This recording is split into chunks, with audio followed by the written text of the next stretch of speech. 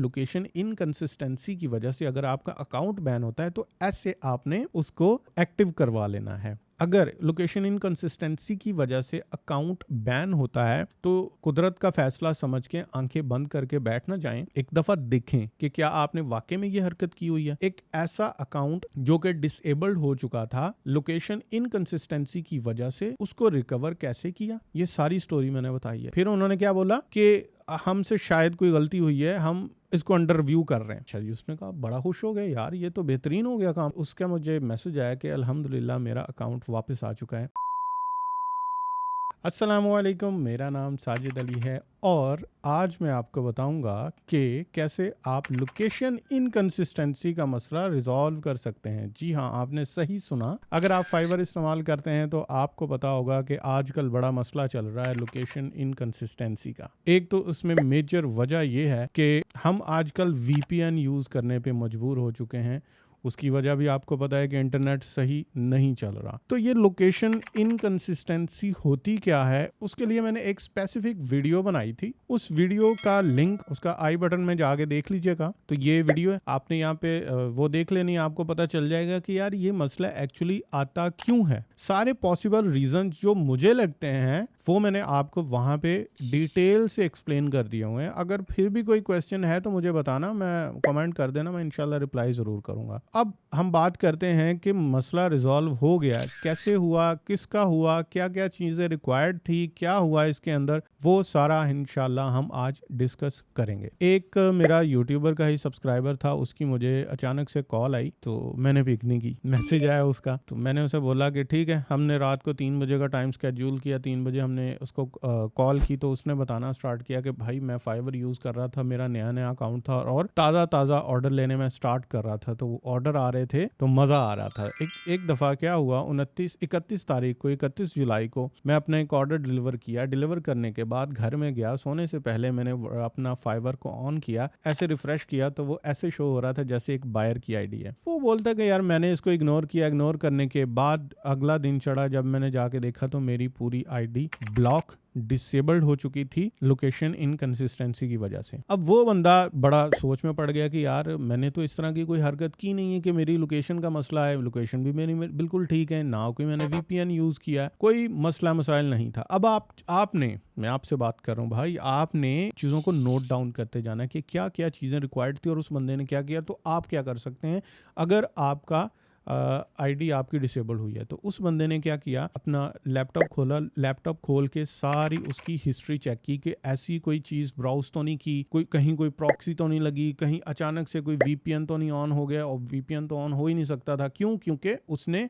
VPN install नहीं किया हुआ था। अच्छा, उस बंदे ने सारा कुछ देख लिया। देखने के बाद उसने सब कुछ मतलब एनालाइज किया। उसने बोला कि यार मेरा तो कोई कसूर ही नहीं है। फाइवर को उन्होंने मेल की कि भाई मेरे पास तो प्रूफ है सारे, अटैच कुछ नहीं किया। उसे बताया कि मैं बिल्कुल सही काम कर रहा हूँ। फाइवर कहता भाई जा काम कर, जो उसकी आदत है कि ये जो मेरा फैसला है ये हतमी है, ये एम्पायर का फैसला हतमी होगा, कोई भी इसको चैलेंज नहीं कर सकता। तो फाइवर साहब ने ये बोल दिया। उसने बोला कि यार ये तो बात गलत है ना कि एक आप अगले बंदों को वो अपना केस आगे प्रेजेंट करने की ऑप्शन ही नहीं दे रहे। लेकिन ये बंदा नहीं हटा। उसने क्या किया, दोबारा से सारा कुछ एनालाइज किया। जब एनालाइज किया तो उसकी नज़र में एक मैसेज आया, एक नहीं बल्कि बल्क में मैसेजेस आए। और वो कब आए थे, वो 31 तारीख को ही इसको मैसेज आए थे। और इसने बोला कि भाई वो इस तरह लग रहा था कि किसी बंदे ने मेरी ही आईडी यूज़ करके मुझे ही मैसेज किया है। और मैसेज कौन सा, आप लोग उनसे वाकिफ़ हो गए, वो जो स्कैमर्स मैसेज नहीं करते जिसमें बार कोड बना होता है, फाइवर का लोगो लगा होता है कि मैं फाइवर का बंदा हूँ, इसको स्कैन करो, ये करो, वो करो। तो वो सारा उसके पास मैसेजेस आए थे, कोई 5-7 बल्क में मैसेजेस आ चुके थे। एक पॉइंट तो ये मिल गया उस बंदे को। दूसरा पॉइंट, इसने स्क्रीनशॉट लिया है।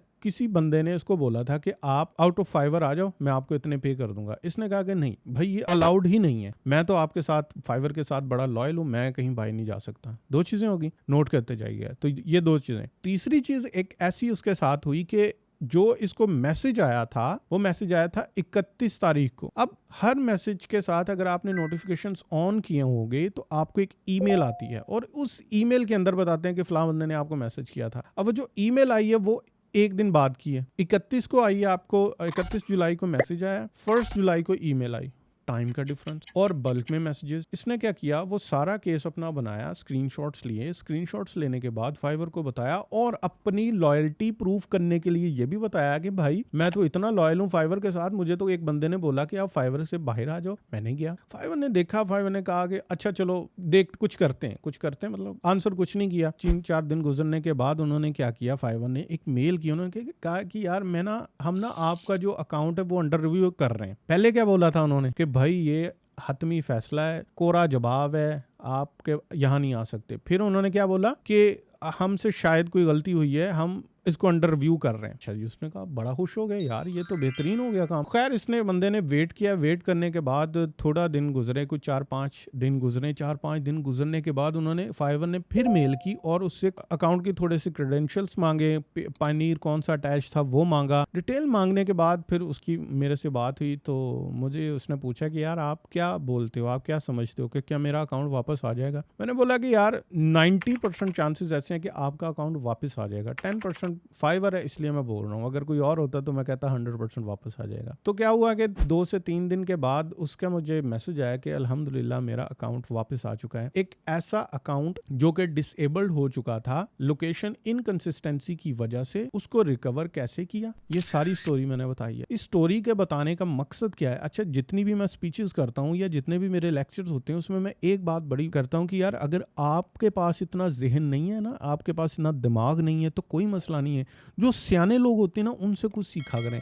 अब ये जो सारी स्टोरी मैंने सुनाई है ये एक सियाने बंदे की सुनाई है, तो वो आपसे सियाना है क्योंकि आपको समझ नहीं आ रही। तो अब इस सीन के अंदर क्या है, इस सीन में ये है कि जिस बंदे का अकाउंट ब्लॉक हुआ था वो बिल्कुल राइट पे था, वो बिल्कुल हक सच पे था। जो आप बंदा हक सच पे होता है तो फिर तो फाइवर तो क्या, फिर वो अल्लाह ताला और हर इंसान भी उसके साथ हो जाता है ना। तो ये सीन है। तो आपका अगर लोकेशन इनकंसिस्टेंसी की वजह से अकाउंट बैन होता है तो कुदरत का फैसला समझ के आंखें बंद करके बैठ ना जाएं, एक दफा देखें कि क्या आपने वाकई में ये हरकत की हुई है। लेट्स से आपने वीपीएन भी ऑन किया हुआ हो, आपकी गलती भी हो, फिर भी फाइवर को बताएं कि गलती है, ओके माने मेरी गलती है, लेकिन क्योंकि पाकिस्तान की करंट सिचुएशन इस तरह की है, क्योंकि मेरा बायर जो है वो बहुत तंग कर रहा था, मैंने डिलीवरी करनी थी, मैंने सिर्फ इसलिए मतलब डिलीवरी की कि फाइवर गंदा ना हो, कुछ ना कुछ तो ज़रूर बताएं। अब वो करते हैं ओपन आपकी आईडी, नहीं करते ये वो जानते हैं या अल्लाह ताला बेहतर जानता है, लेकिन आपने ट्राई ज़रूर करनी है। ज़रूर एक दफ़ा आपने ये चीज़ करनी है कि एटलीस्ट फाइवर को बताया जाए कि ये वजह है। किसी भी चीज़ की वजह से आपका अकाउंट बैन होता है तो आपने ही बतानी है। ये सारी चीज़ मैंने बताई है लोकेशन इनकंसिस्टेंसी की वजह से अगर आपका अकाउंट बैन होता है तो ऐसे आपने उसको एक्टिव करवा लेना है। तो जी ये थी मेरे एक सब्सक्राइबर की स्टोरी, और सब्सक्राइबर के आप दोस्त बन चुका है, उसका नाम मुबश्शिर है और वो ग्राफिक डिज़ाइनर है। तो इंशाल्लाह आपको एक और वीडियो के अंदर मिलते हैं। अगर थोड़ा सा फ़ायदा हो गया होगा तो मेरे लिए दुआ कर दीजिएगा, और इस साइड पे कुछ ना कुछ चीज़ें शो हो रही होंगी, अगर आप सब्सक्राइब करना होगा तो ओके अच्छी बात है कर लीजिएगा, नहीं करना होगा तो भी कोई मसला नहीं है, मैं फिर नज़र आऊँगा आपको। अल्लाह हाफिज़।